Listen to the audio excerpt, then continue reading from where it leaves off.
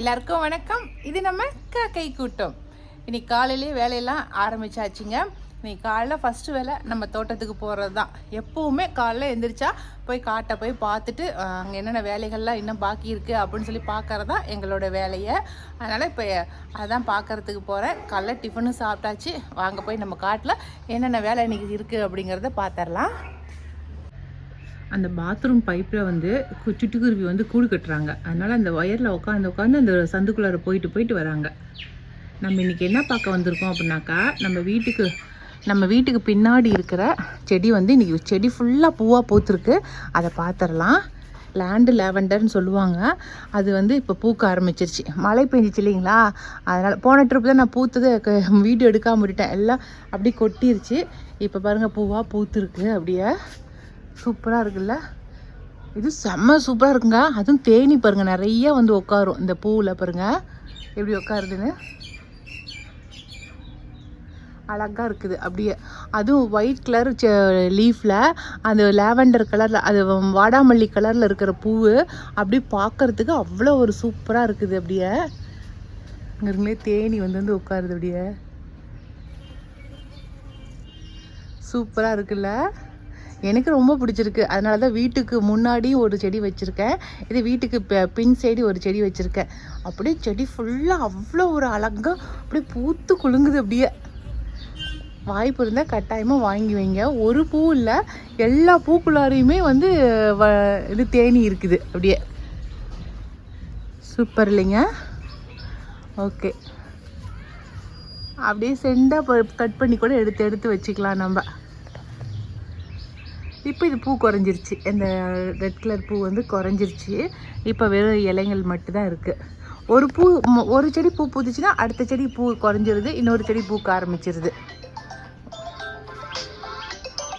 நம்ம மேல்காட்டில் இன்றைக்கி என்ன வேலை நடக்குதுன்னாக்கா, நான் சொன்னேன் இல்லைங்களா, இந்த மரத்துக்கு கீழே இருக்கிற இந்த பில்லு பூண்டுங்கள்லாம் நம்ம கையில் தான் சுத்தப்படுத்தணும்னு சொல்லி, அந்த வேலை தான் இன்றைக்கி நடக்குது. இன்றைக்கி பாருங்கள், நெல்லிக்காய் மரம், இந்த மரத்துக்கு கீழே இருக்கிற பில்லு பூண்டு எல்லாத்தையும் கொத்தி விடுறாங்க.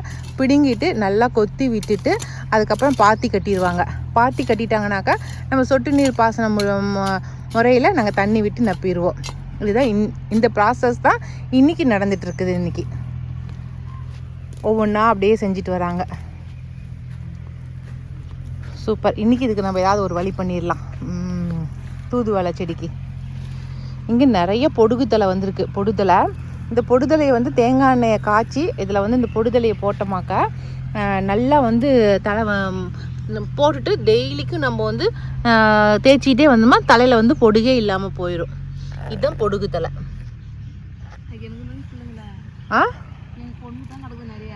பொண்ணுக்கு பொடுகு இருக்குதா? நம்ம காடே பொடுகு தலை கிடக்குது, தெரியாதா எங்களுக்கு? சரி, நான் இந்த பொரிச்சு தலை கொண்டு போய் நல்லெண்ணெய் தேங்காய் இருக்குதுல்ல, தேங்காய் எண்ணெய் சூடு பண்ணி அதில் இந்த தலையை போட்டுருங்க, பொரிஞ்சிரும். அப்படியே அந்த எண்ணெயை வடிகட்டி வச்சுக்கோங்க. வச்சுக்கிட்டு அதை வந்து டெய்லிக்கு தலைக்கு தேய்ச்சிக்க சொல்லுங்க. சரி. இப்போ நம்ம எங்கள் வீட்லேயே ஒரு ஆள் இருக்கிறாங்க பாருங்களேன், பொடுகு இருக்குது. பொடுகு தலை அவங்களே கொத்தி எடுக்கிறாங்க. அதான் பொடுகு தலைன்னு தெரியல அவங்களுக்கு. டே பாத்தம்மா, பத்திரமா கூட்டு போடா.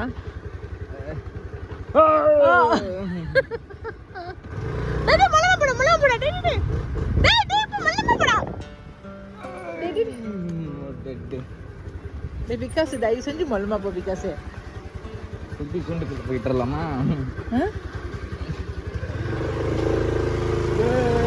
வண்டி இழுக்க மாட்டேங்குது. ஆமா, நிறுத்துடா.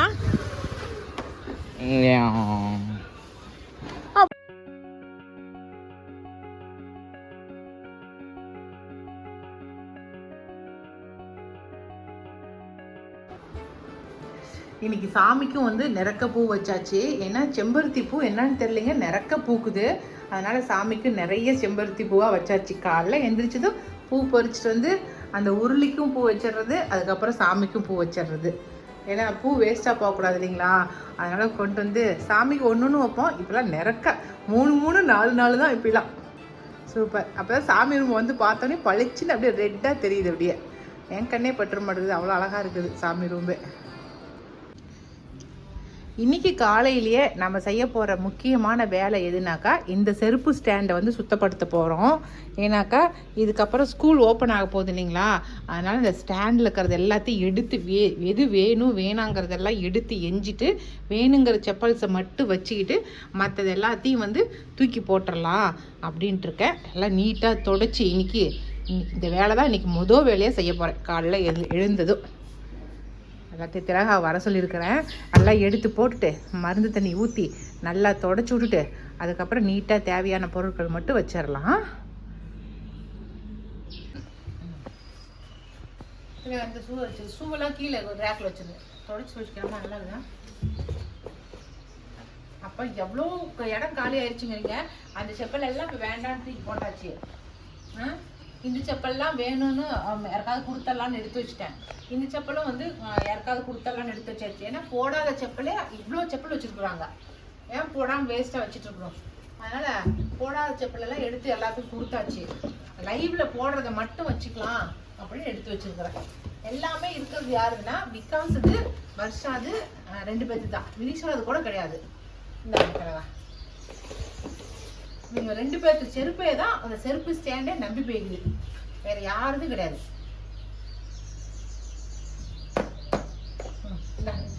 இது வந்து இந்த 2வது ரேக்கில் வை. இப்போதான் நீட்டாக இருக்குது. எல்லாம் போட்டு லிக்விடு போட்டு துடைச்சதுக்கு அப்புறம் பாரு தம்பி மேலேயும் துடைச்சாச்சு கீழேயும் துடைச்சாச்சு. சூப்பராக இருக்குது இல்லை?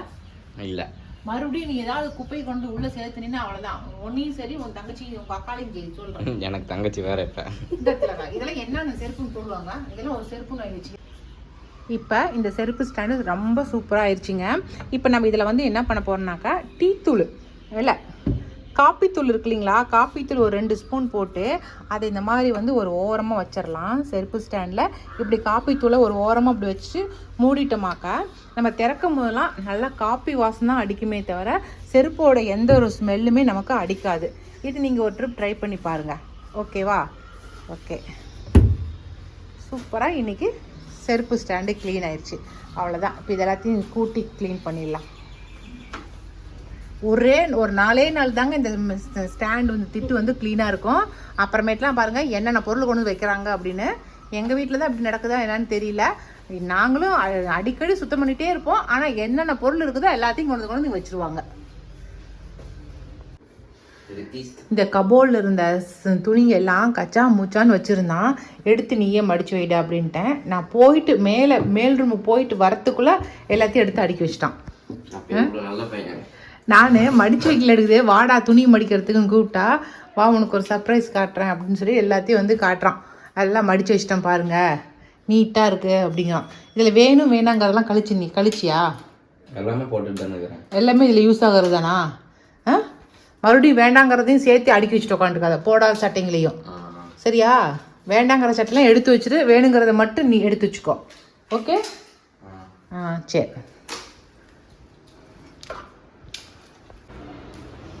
எங்கே விகாஸ் வேக வேகமாக கிளம்பி இருக்கிற? எவ்வளோ வேகமாக போகிறாரு பாரு. அங்கே என்னடா எழுதுற? விசிட்டர்.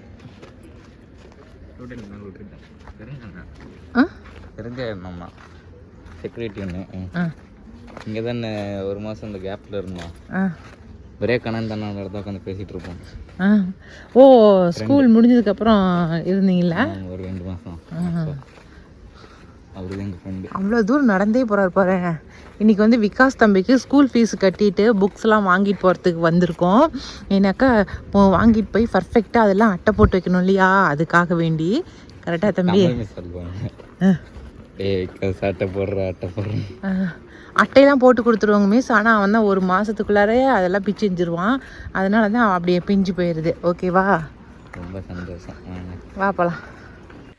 நம்ம விகாஸ் தம்பியா அப்படின்னு சொல்லி சந்தேகப்படுற அளவுக்கு அவ்வளோ அமைதியாக உட்காந்துட்ருக்கான். ஏன்னா அவங்க டீச்சர்ஸ் எல்லாத்தையும் பார்த்துட்டான் இல்லைங்களா, அதுக்காக தான் அவ்வளோ அமைதியாக உட்காந்துட்ருக்கான். இவ்வளோ அமைதியாக உட்காந்துட்ருக்குறேன். போர் அடிக்குது வீட்டில் இந்த மூஞ்சடா அது. ஏன்னா ஷர்ட்டு மட்டும்தாங்க நாங்கள் வாங்கிக்கிட்டோம். பேண்ட் வந்து நாங்கள் வெளியில் கடைகளில் வாங்கிக்கிறதா சொல்லிட்டோம். இன்னும் ஷர்ட்டு மட்டும் ஒரு 4 ஷர்ட்டு எடுத்துக்கிட்டோம். ஏன்னாக்கா ஒரு வருஷத்தில் ஒரு 6 மாதம் தான் அந்த ஷர்ட்டு பத்துது. மீதி 6 மாதம் அவன் வந்து வளர்ந்துடுறான். அது சைஸு பத்த மாட்டேங்குது. அதனால் 4 ஷர்ட்டு வாங்கிக்கிட்டேன். அது வந்து ஒரு 2 ஷர்ட்டு முதல்ல தைச்சிடலாம், மீதி 2 ஷர்ட்டு அப்புறம் தைச்சிக்கலாம் அப்படிங்கிற ஒரு ஐடியாவில் வாங்கினேன். ஒயிட்டு வந்து ஃபுல்லாகவே வெளியில் எடுத்துக்கிறதா சொல்லிட்டேன். இப்போ வந்து புக்ஸ் எல்லாம் வாங்கியாச்சு. புக்ஸ் எல்லாம் ஏற்கனவே கொடுத்துட்டாங்க. நான் வந்து நோட்டு மட்டும் தான் கொடுத்துருக்காங்க. போன வருஷமே பாதியிலேருந்து புக்ஸ் எல்லாம் கொடுத்துட்டாங்க. அப்போலேருந்தே படிச்சுட்டு தான் இருக்கான். அதனால் நோட்டு மட்டும் வாங்கிட்டு அங்கேருந்து கிளம்பியாச்சு. ஆனால் அங்கேருந்து வந்ததுக்கப்புறம் வர வழியில் வந்து சென்னை கேக்ஸ் இருந்துச்சுங்க எங்கள் மேச்சேரியில். நல்லா பெரிய கடையாக வச்சுட்டாங்க சென்னை கேக்ஸு. ஒரு கடை தான் ஓப்பன் பண்ணியிருந்தாங்க. இப்போ 2 கடை ஓப்பன் பண்ணிட்டாங்க. அங்கே வந்து ஏதாவது வாங்கி கொடுங்கன்னு சொன்னால் தெகீர் பூரி வந்து அவனுக்கு வாங்கி கொடுத்தோம். வாங்கி அங்கே சாப்பிட்டுட்டு கொஞ்சம் மினி ஸ்நாக்ஸ் மாதிரி எல்லோரும் சாப்பிட்டுட்டு அதுக்கப்புறம் தான் வீட்டுக்கு வந்தோம்.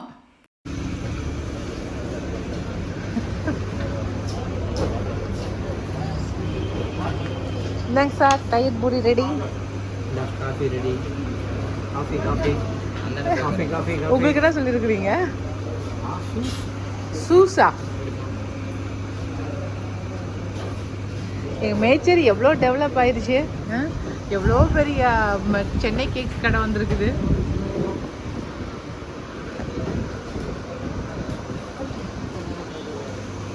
தயிர் பூரி நல்லா இருக்குதுடா.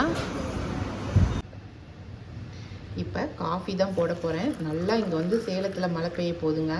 நல்லா இடி மின்னலோடு அப்படியே மழை பெய்யுது. இந்த இடி மின்னலுக்கு அப்படியே காஃபி குடிச்சிக்கிட்டே பார்த்தோமா சூப்பராக இருக்குது இல்லையா? அதுக்காக தான் எங்கள் வீட்டுக்காரர் காஃபின்ட்டே இருக்கிறாரு. சரி போட்டு கொண்டு போய் கொடுக்கலாம் அப்படின்ட்டு. Okay, coffee ready. ஐயோப்பா, மின்னல் பயங்கரமாக அடிக்குது.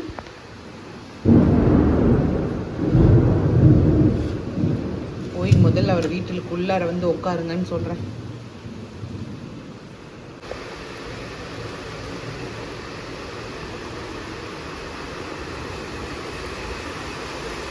வெளியில பாருங்க எப்படி இருக்குன்னு. ஐயோப்பா, ஏங்க மின்னல் அடிக்குதுங்க. ஐயோம்மா, என்ன பண்ணுதா?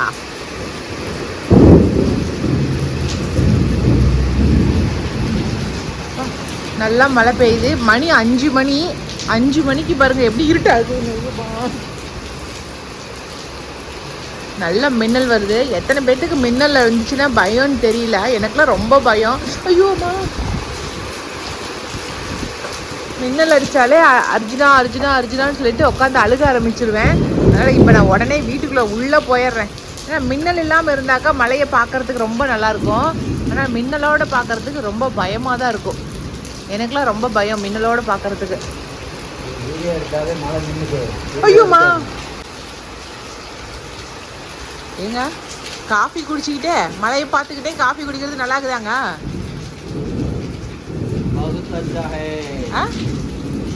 நல்லா இருக்குது. மின்னல் அடிக்குது, வாங்க ஓடி போயெல்லாம் உள்ளார. தயவு செஞ்சு வந்துருங்க. மின்னல்லாம் என்ன ஒன்றுமே பண்ணாது.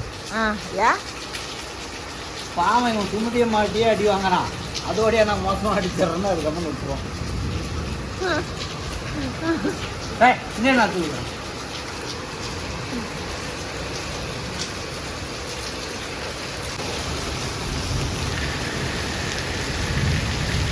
எவ்வளோ உஷாரா அயனார் வந்து 2 காரையுமே எடுத்து வெளியில் போட்டான். ஐயோப்பா, மின்னல் அடிக்குது.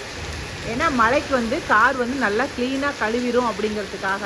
நீங்களுமே இந்த ட்ரிக்ஸை வந்து ட்ரை பண்ணி பாருங்கள்.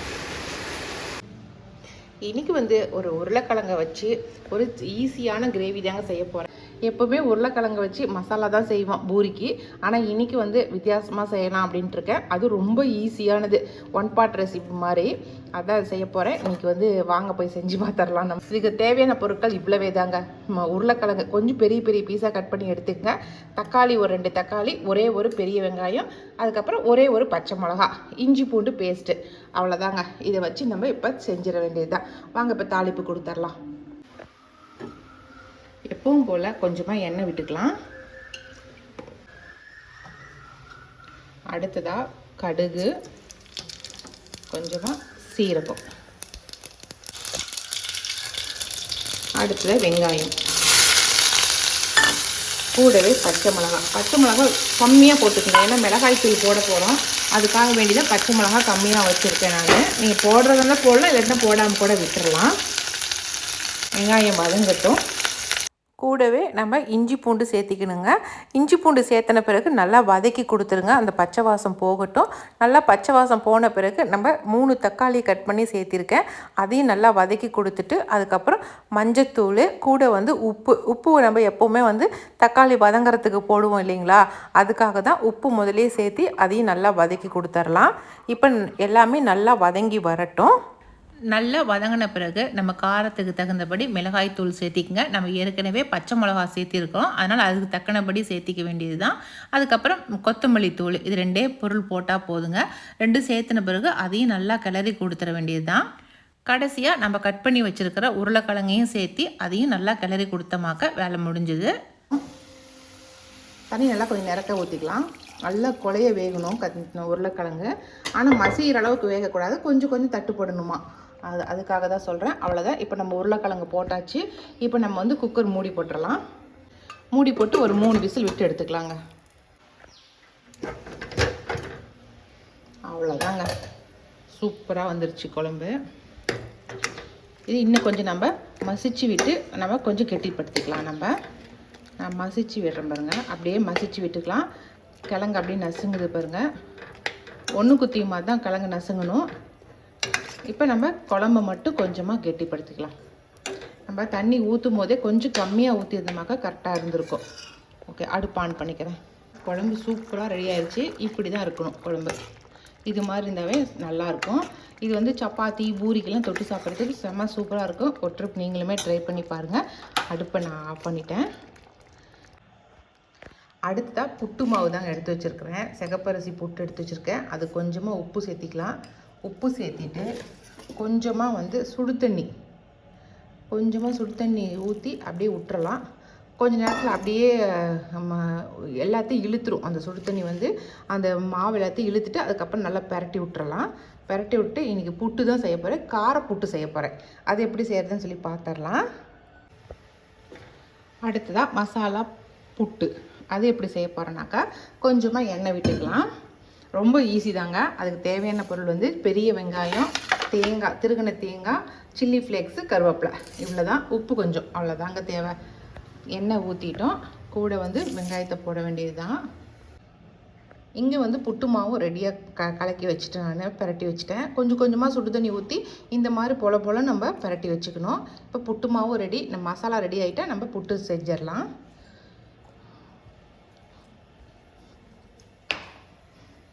எண்ணெய் காஞ்சிருச்சு. நம்ம வெங்காயத்தை போட்டுடலாம். வெங்காயம் நல்லா பொன்னிறமாக வறுக்கிற அளவுக்கு நல்லா வறுத்துடலாம். நல்லாவே வதக்கிட்டோம் பாருங்கள். இப்போ அடுப்பை ஆஃப் பண்ணிடலாம். ஆஃப் பண்ணிவிட்டு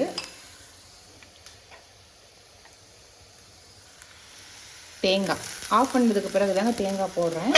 தேங்காய், அதுக்கப்புறம் சில்லி ஃப்ளேக்ஸ், கொஞ்சமாக காரத்துக்கு தக்கன சில்லி ஃப்ளேக்ஸ் போட்டுக்குங்க, போதும்.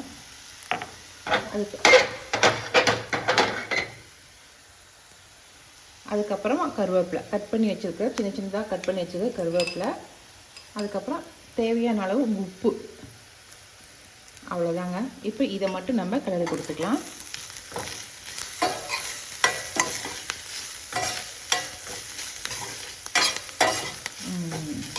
தேங்காய் பூ இன்னும் கொஞ்சம் போடுறதா இருந்தால் கூட போட்டுக்குங்க. நம்ம தேங்காய் பூவை போட்டு வதக்க வேண்டியதில்லை. நம்ம சும்மா போட்டோமா போதும். இல்லை அடுப்பு ஆஃப் பண்ணிட்டு போட்டோமாக்கா போதும். இப்போ இதை கொண்டு போய் நம்ம மாவில் கொட்டிடலாம்.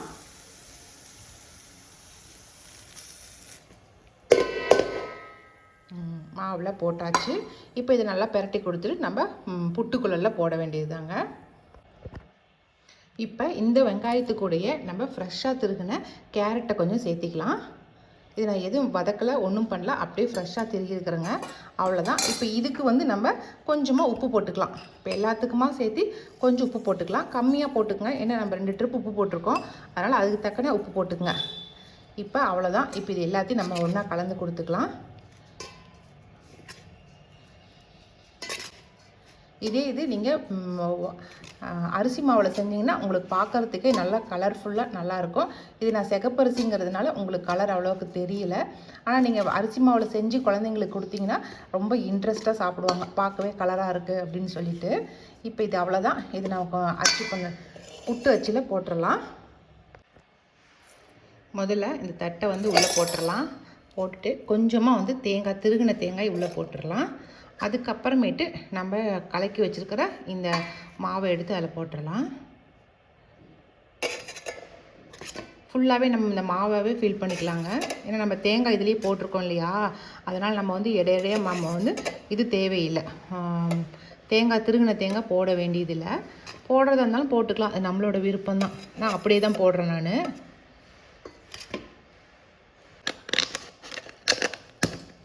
ஓகே, இப்போ இதை கொண்டு போய் அங்கே வச்சிட்றேன்.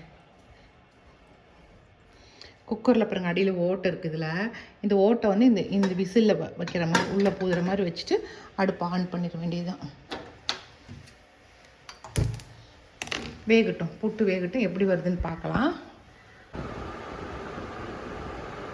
புட்டு இப்போ தான் வருதுங்க. அந்த குச்சி வந்து அங்கே இருக்குது.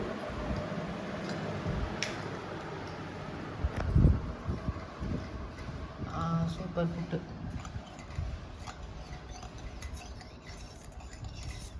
இன்னைக்கு டிஃபனுக்கு வந்து சப்பாத்தி, அதுக்கப்புறம் உருளைக்கிழங்கு கிரேவி, புட்டு, மசாலா புட்டு, அவ்வளோதான் இன்றைக்கி செஞ்சுருக்கேன். சாப்பிட்டு பார்த்துட்டு எப்படி இருக்குன்னு சொல்லட்டும்.